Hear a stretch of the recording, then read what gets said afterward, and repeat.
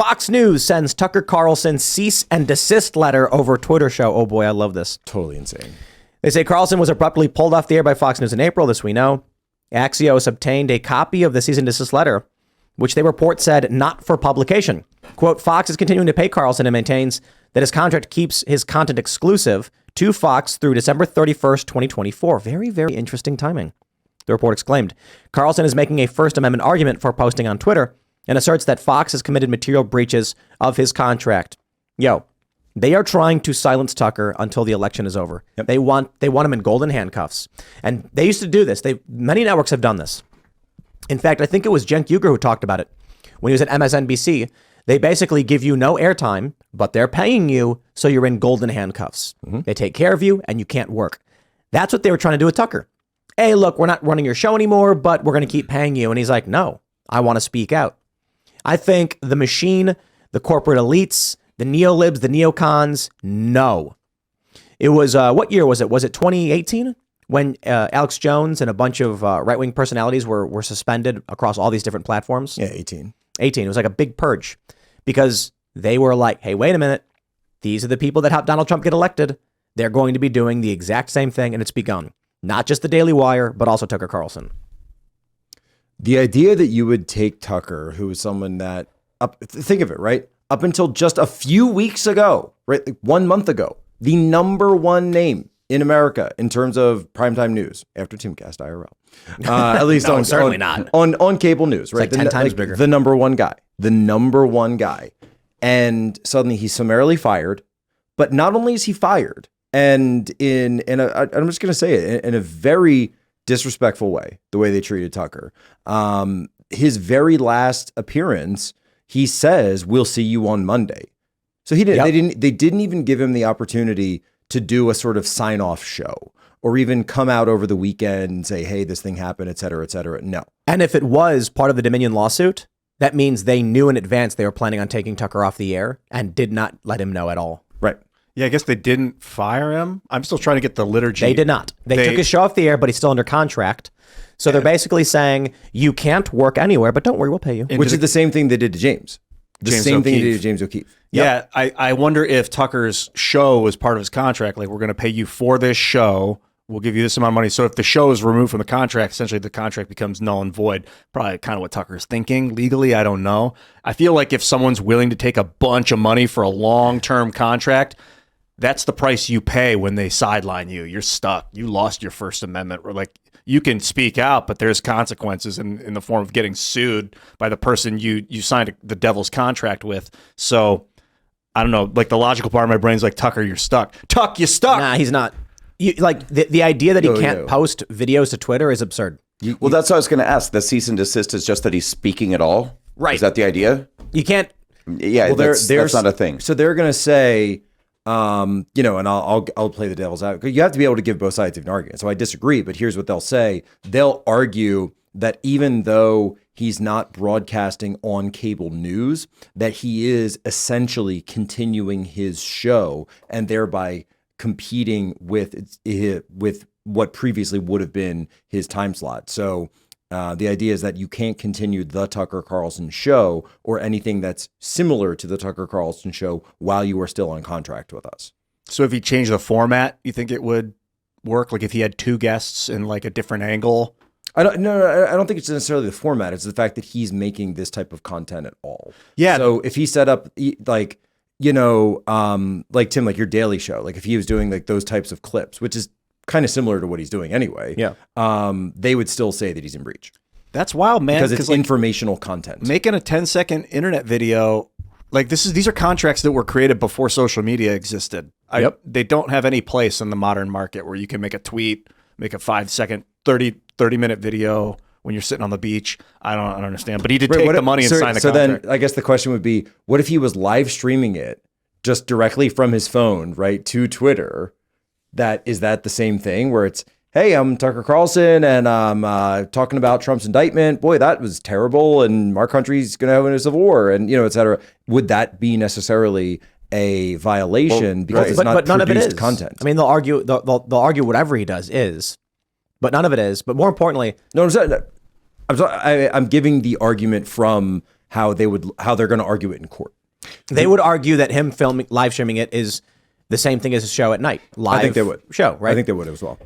But he's not going to have to deal with this. They're not going to court. They're not going to sue him. Because Tucker could just be like, oh, you're suing me? Okay, I guess I agree with your lawsuit. Let's go to discovery.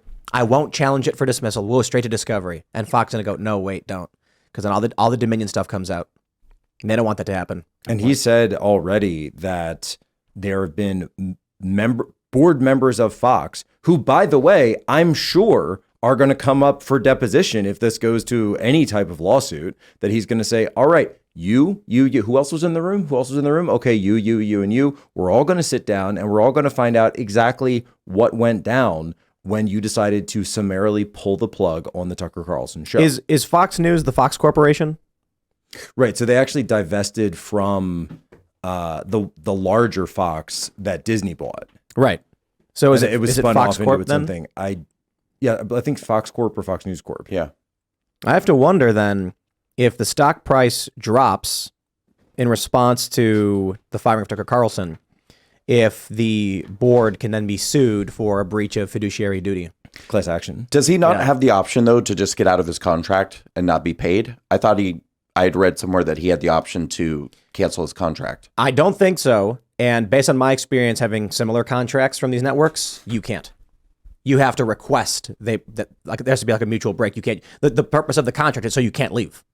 Otherwise, there's no reason for them to have a contract with you, right?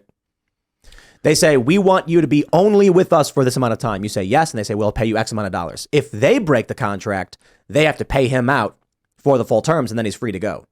So he's making that argument that they've breached contract. And I say, it's kind of obvious they did. Which is what happened to Megyn Kelly at NBC. Yeah. And they let her go?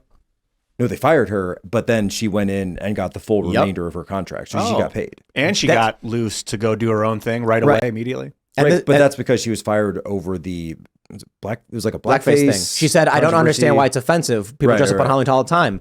And it's like, she didn't even say anything offensive. She was just like, I don't get it. Can someone explain to me? And they're like, you're fired. Right. Which honestly, that's like morning show banter kind of stuff that you would do. You know, maybe Megyn Kelly's a very smart individual. I'm sure she knows why people don't like it. Hey, look, she made out like a bandit. It was a big mistake for her to try and do one of these hokey morning shows. Her podcast now is substantially better and successful. Yeah. I've always said, you know, and people know Megyn Kelly and I have had our differences, but Kelly File was fantastic when she was just the hard-nosed, legal, slicing and dicing these cases. And I think that's where her podcast has gotten to at this point, and it's substantially better. And let's not forget, she's the one who asked Trump that fateful question about calling women fat pigs. That's right. And then we got that magical and basically moment. won him the election. I got to say, I don't know Megyn personally. That one thing. Yeah. I felt like she had a great kind of evolution similar to Tucker Carlson, because I remember her being a sort of neocon in like 2007. If I remember correctly, I remember not liking her at all, being like, she's just a war hawk. She's just parroting the mainstream media narrative. It's so annoying. And then all of a sudden, like 2013, 14, she was like not hip to the crap. And I started to see her wake up and kind of like separate herself from the pack and think critically. And I haven't really followed her work a lot, but I really appreciate that evolution. Her podcast is great. It's very good. I think this is just the beginning. We are going to see a wave of censorship. We're going to see insane smears, lies, cheating, stealing, you name it. My favorite is when they did that Stanford study on like people spreading election disinformation or misinformation or whatever. And they put me on there. Mm-hmm. And then you have like, I'm not going to say these people's names, but there's one woman who claims that I pushed the big lie about Trump's election narrative, which literally I've never done and was heavily criticized for doing it. But they've run ads to generate donations claiming that I claimed since the beginning that Donald Trump actually won the election and he was cheated, which I never said. I said he lost because they were ballot harvesting and because people were fed up. But they'll lie. Doesn't matter. If it makes them money, if it wins them elections, they'll say whatever. So I hope y'all are ready. I'm as ready as I can be, man. Deepfakes. I'm never really ready for the deepfake until I see it. And then I'm like, is this happening? We've had the first political campaign official deepfake ad. And DeSantis of all people. Earlier this week. But that being said, this is why, if you remember a couple of months ago, I was pushing deepfakes hard. I was like throwing them up once a week. right? And I didn't know it would be DeSantis, but I knew that there would be campaigns that start slipping them in, that just very sneakily start slipping in these deep fakes in addition to actual content. But you posted stuff like, here's what would happen or something like that. Like, here's I couched it. I always couched it. And they, I think it was the RNC did an ad of what the future what the future will be under Biden. Well, this goes back to LBJ.